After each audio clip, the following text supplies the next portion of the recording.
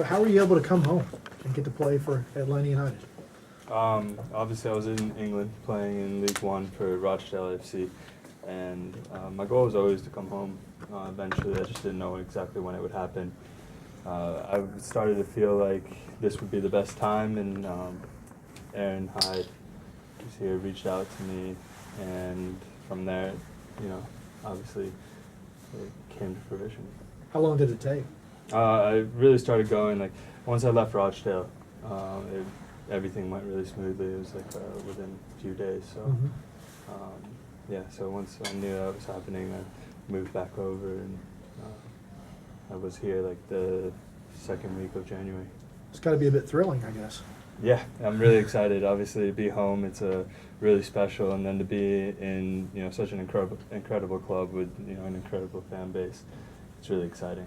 How much of the games were you able to watch, if any, last year? I watched a few of them. When the time difference, there's 5 hours time difference, so a lot of times the games are on later at night in the middle of the night in England, so it would be tough to be in bed or whatever. But I watched a couple games. I was able to watch some of the championship game in early December. So just as the clubs come along, I've become more of a fan, and then obviously to get the opportunity to play here. You saw a family in Yeah, Roswell? two sisters, and my parents live here. So, Okay. Yeah. So, and I've got, I went to high school here, grew up here from the time I was 8. So, this is home for me. And I've got friends, family, cousins, everybody's here. That's cool. Yeah. What are your expectations for this season? My expectations, are just to, come in and learn as much as I can, and then hopefully get myself into the squad at some point, onto the bench and everything. So, can you talk about just your experience in League One and kind of what you can take from that, bring through here and the rest of your career, really? Yeah, I mean, so I came out of the college game here and went straight into League One. Over there, it's fast-paced, high standard. So playing out of the back, stuff like that, definitely improved while I was over there, and just getting into the professional game. There was a transition for me coming out of college. The standard in college is high, but it's it's not the grind that professional game is. Every day working for 11 months of the year. It's definitely a transition. So that taught me how to deal with that, be able to physically deal with it, but mentally deal with it as well. And I was able to make that transition and do well over there. So We hear about, the passport issues of going to play in England. How yeah, did you, so I have how did you a solve Swiss that? passport. I'm first generation on my mom's side, so American. So I was able to get I've had a Swiss passport my entire life, so that makes it easy to work in the EU. Okay. Yeah. Okay, that's fine. So I didn't need like a work visa or anything. All right. Yeah. And how did you, was it set up through a scout or academy, or how did you get from Chapel Hill to Rochdale? Yeah, so I mean, once I graduated, obviously I was looking at going into the MLS draft, and that's really what I thought was going to happen. And then got a phone call with a trial opportunity for Oxford United in England, and went over. Said yeah, I'll come over, knowing I could work there. I'll come over and see if the opportunity plays out for me. And then went on trial. Was there for a couple weeks. Went on to a couple reserve games. Other clubs saw me from there. It asked me to come see the club and meet the staff, and then I signed with Fleetwood Town through that. So, What's your strength as a goalie? What do you pride yourself on?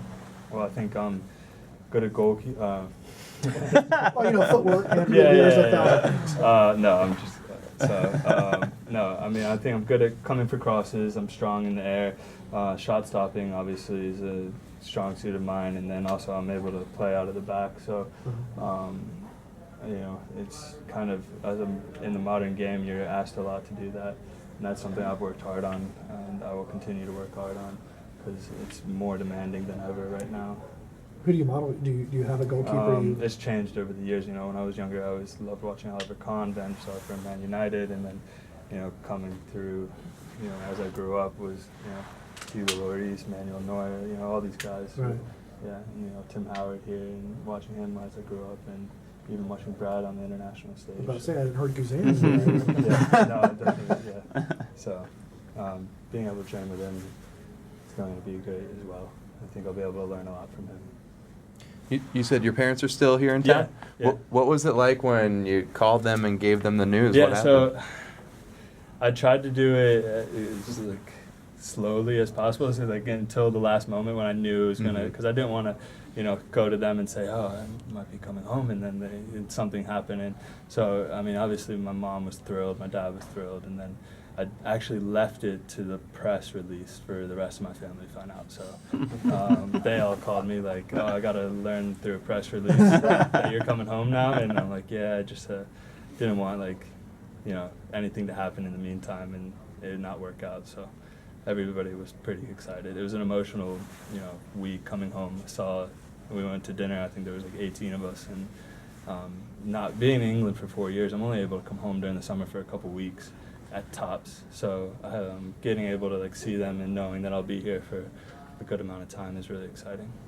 How many people have hit you up for tickets on? A few, but I don't even know the deal with that yet. So you're gonna have to wait. Yeah, so I'm sure those questions will come pretty quickly. Yeah. Take a couple more. Discuss the development of the Atlanta soccer scene from the Silverbacks. First of all, did you attend any of those games? And, yeah. Just talk about that, and now seeing what soccer has turned into with United playing at the Benz and everything like that.